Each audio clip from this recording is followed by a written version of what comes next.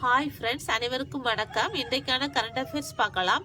நாட்டின் மிக இளம் நகராட்சி தலைவர் என்ற பெருமையை பெற்றுள்ளவர் யார்? தியாபினு புல்லிகா கண்டம் கேரளாவின் கோட்டயம் மாவட்டத்தின் பாலா நகராட்சி தலைவராக 21 வயதில் தேர்ந்தெடுக்கப்பட்டுள்ளார். 2025ஆம் ஆண்டில் சுற்றுலா பயணிகளை அதிகம் கவர்ந்த நாடுகள் பட்டியலில் முதலிடம் பிடித்துள்ள நாடு எது? மலேசியா. பூமியின் தாழ்வட்ட பாதையில் நிலைநிறுத்தப்பட்டுள்ள மிக பெரிய வணிக தகவல் தொடர்பு செயற்கைக்கோள் எது? ப்ளூ பேர்ட் பிளாக் 2 செயற்கைக்கோள். இது அமெரிக்க நிறுவனமான AST ஸ்பேஸ் மொபைலின் அடுத்த தலைமுறை தகவல் தொடர்பு செயற்கைக்கோள் ஆகும். இது இஸ்ரோவின் LVM-3 ராக்கெட் மூலம் விண்ணில் ஏவப்பட்டது. இதன் எடை 6100 கிலோ. இதன் நோக்கம் விண்வெளியிலிருந்து நேரடியாக உலகளாவிய 4G மற்றும் 5G இணைப்பை வழங்குவது ஆகும். இது ஆந்திராவின் ஸ்ரீஹரிகோட்டாவில் இருந்து ஏவப்பட்டது. மேற்கு ஆசிய பிராந்தியத்தில் இந்தியா மேற்கொள்ளும் 2வது வர்த்தக ஒப்பந்தம் எந்த நாட்டுடன் கையெழுத்தானது? ஓமன். தனது தொழில்நுட்பம் மற்றும் ஸ்டார்ட் அப் திட்டம் மற்றும் யோசனைகளை உலக நாடுகளுடன் பகிர்ந்து கொள்வதற்காக வெளிநாட்டில் 5 புதிய மையங்களை நிறுவ உள்ளதாக அறிவித்துள்ள பல்கலைக்கழகம் எது? IIT மெட்ராஸ்.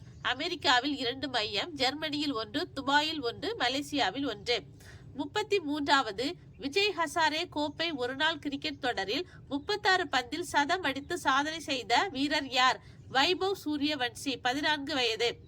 2027ஆம் ஆண்டுக்குள் 6000 மீட்டர் ஆழ்கடலில் இருந்து அரிய வகை கனிமங்களை எடுப்பதற்கு எந்த நாட்டில் திட்டம் செயல்படுத்தப்படுகிறது? ஜப்பான். 5 முதல் 18 வயதுடைய குழந்தைகளுக்கு வழங்கப்படும் ராஷ்டிரிய பால புரஸ்கார் விருது பெற்ற கிரிக்கெட் வீரர் வைபவ் சூரியவன்சி பீகாரில் சார்ந்தவர். ஆபரேஷன் சிந்தூரின் போது ராணுவத்திற்கு பால் மோர் விநியோகித்ததற்காக எந்த சிறுவனுக்கு ராஷ்டிரிய பால புரஸ்கார் விருது வழங்கப்பட்டது?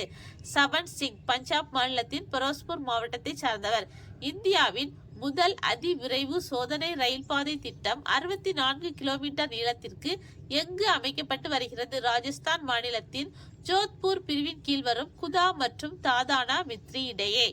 சுமார் 2200 ஆண்டுக்கு முந்தைய 13 கிலோமீட்டர் நீளமுள்ள கின் நேரடி சாலை எங்கு கண்டுபிடிக்கப்பட்டுள்ளது? சீனாவின் சான்சி மாகாணத்தின் யூலின் பகுதியில். இதன் அகலம் 40 முதல் 60 மீட்டர்.